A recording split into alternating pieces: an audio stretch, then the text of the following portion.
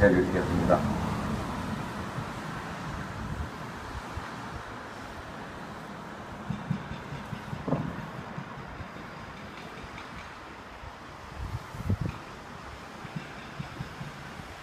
네, 안녕하십니까. 오늘은 김성환 신부님께서 저에게 기회를 주셨는데, 아직은 제가 오늘의 독서라든가 마태복음에 대해서 그것을 바탕으로 제가 주제넘게 말씀을 드리기에는 좀 부족함이 많아서 그냥 마음에 새기는 걸로 하겠습니다. 제가 어릴 때부터 마태복음 5장 1절에서 12절은 참 좋아했습니다. 근데 어릴 때 그 내용은 좋은데 이해가 안 됐어요. 왜 가난한 자는 행복해야 되고 그랬는지. 근데 나이 먹으면서 이제 이 나이에 도달하니까 그 참뜻을 이해하게 되더라고요. 오늘 그 산상순이 이제 그 앞번이잖아요. 마태복음의 앞번인데, 그 가르침에 대한 깨우침을 주신 하느님 아버지께 감사드리고요. 오늘은 제가 요즘 사회 문제 고민하다 보니까 김성환 신부님께서 모두에 이끌어 주신 말씀인데, 메르스와 관련해서 이렇게 공부하고 페이스북 눈팅을 하다가 좋은 글이 있길래 제가 좀 메모를 해왔습니다.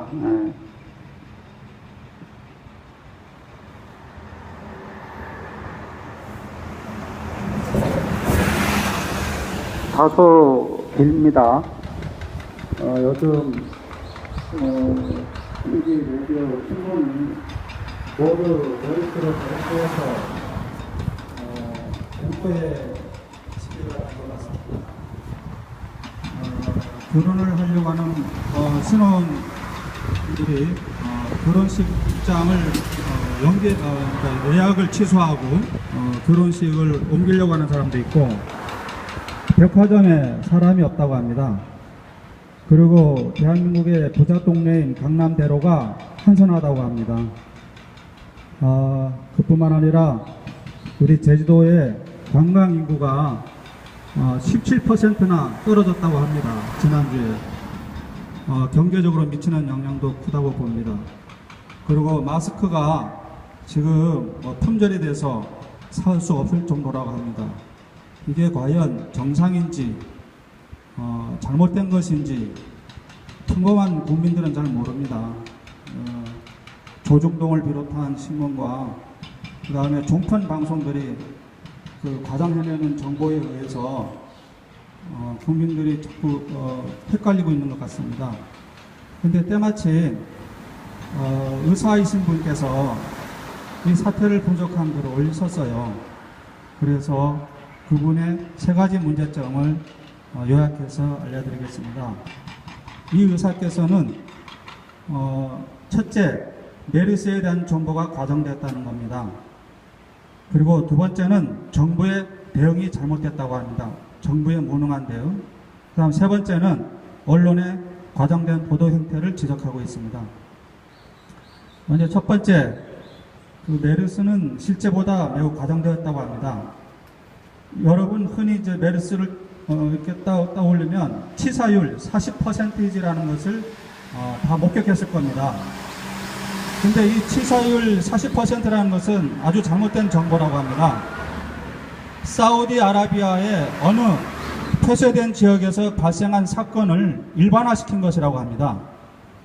그 지역은 위생 상태와 주민의 건강 상태가 아주 취약하다고 합니다. 그리고 그 대부분이 노약자라고 합니다. 그곳에서 폐쇄된 지역, 그곳은 그처럼 폐쇄된 지역이었기 때문에 많은 사람이 감염되고 그 감염자 중에서 사망자가 많이 나왔다고 합니다. 이와 같이 특별한 상황의 치사율을 일반화시킨 것입니다. 지금 우리 사회에서. 그것이 메르스 공포의 첫 번째 원인인 것 같습니다. 이번의 말씀에 따르면 현재 메르스의 그 치사율은 공식적으로 알려진 바가 없다고 합니다. 역설적으로 치사율을 따로 통계화할 필요가 없을 정도로 매우 낮다는 것을 의미한다고 말합니다.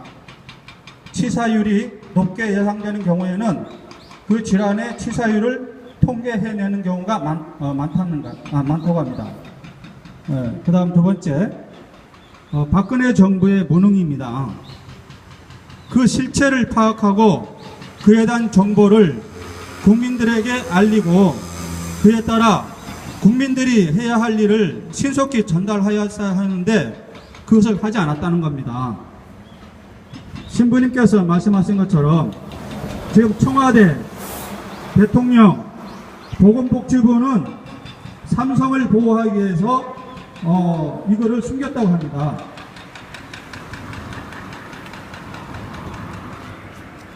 그런데 지난 토요일인가요? 박원순 서울시장께서 이 진상을 정확하게 기자브리핑을 하면서 정부가 여론이 확대되고 반정부적인 비판이 쏟아지기 시작하자 비로소 어제 공식 정보를 발표했는데 그것조차도 매우 부실한 정보라고 합니다. 이렇게 메르스를 확산시키고 뒤집히고 있는 데에 또한 웃음거리가 되는 것은 대한민국의 야당입니다. 야당이 제대로 역할을 못하고 있습니다. 그나마 박원순 서울시장이 문제를 터뜨리고 공식화하면서 내맞을 걸 각오하면서 문제 제기를 하자 여론의 지지를 받게 되고 반정부 비판 정부가 반응이 나오기 시작하면서 허겁지겁 지금 정부가 대응책을 마련하고 있다고 합니다.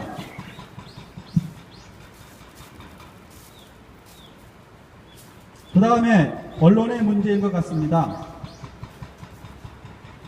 제대로 하지 못하는 정부를 비판하는 것은 좋다. 의료기관들의 우왕좌왕을 비판하는 것도 좋지만 좀 더 신중하고 좀 더 객관적인 시각을 가지고 바라보면서 비판해야 할 것입니다. 솔직히 이런 정도면 정치적인 이슈가 되어야 하긴 하겠지만 그것은 추후로도 선동과 혼란을 피하는 방법이었으면 좋겠습니다. 또한 기자들의 저널리즘 이런 중요한 사회적인 문제에서는 자제되어야 할 것입니다. 좀 더 냉철한 판단과 객관적인 시각으로 그리고 전문성을 가지고 상황을 보도하고 알려야 할 것이라고 이분은 지적하고 있습니다. 메르스라는 질환이 생각보다 심각한 것이 아니라는 글과 정보는 최근 인터넷이나 SNS에서 많이 올라오고 있습니다. 물론 무시해도 좋다는 얘기는 아닙니다. 우리나라에 처음 들어온 질환이니만큼 면역력 면에서 우리가 취약한 것이 사실이고 그래서 확산 속도가 빠른 것 또한 사실입니다. 또 면역력이 약한 사람에게는 더욱 문제될 소지가 충분히 있습니다. 결코 메르스를 소홀히 다뤄도 된다는 오해를 일으키고 싶지는 않습니다만 개인적으로는 그리 심각하지 않을 수도 있는 것을 정부가 이토록 개판으로 몰고 간 것에 대해서 어떤 정치적인 목적이 있지 않나 의심이 듭니다. 그렇지 않고서야 이렇게 간단한 질환을 이렇게 개판의 상황으로 몰고 갈 수 없지 않습니까? 만약 그런 의도가 없었다면 정말 무능의 극치를 보여주는 정부라고 생각합니다. 개인적으로는 14일 돌아오는 일요일 날 박근혜 대통령이 미국에 갑니다. 근데 지금 대통령은 미국에 가고 국무총리도 없습니다. 국정의 공백 상황을 정부가 개판치고 있습니다. 국민 보고 모든 걸 해결하라고 그러고 지들은 특권과 모든 걸 누리면서 이렇게 방치해도 되는 겁니까? 그래서 사람들은 의심을 하기 시작합니다. 메르스의 공포는 첫째, 박근혜 대통령이 미국에 가서 대한민국에 사드를 배치하려고 하는 계획이 있다는 겁니다. 두 번째, 미군이 탄저병군을 국내에 발입했는데 그 반입한 사실을 정부가 몰랐다는 겁니다. 미국에서는 미군 병사와 시민들도 포함한 22명이 탄저균병에 노출되었다고 하지만 한국 정부는 미군에게만 노출되었다고 보고하고 있습니다. 이렇게 어마어마한 음모가 숨어 있는 거 아닐까요? 그리고 세월호 진실 덮기를 하고 있다는 사실입니다. 그리고 황교안 총리 후보자 지명자의 청문회가 매우 불안정하게 진행되고 있고 총리 후보자가 자료 제출을 거부하고 있습니다. 이런데도 불구하고 청문회를 강행하는 여당과 정부를 규탄하지 않을 수 없습니다.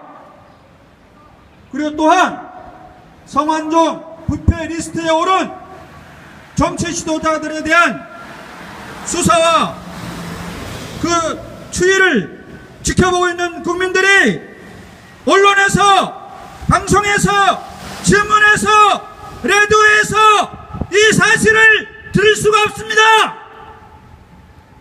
이 위기 국면을 조장하는 박근혜 정부의 메르스 대체하는 분명 국민들의 호응을 얻을 수 없습니다.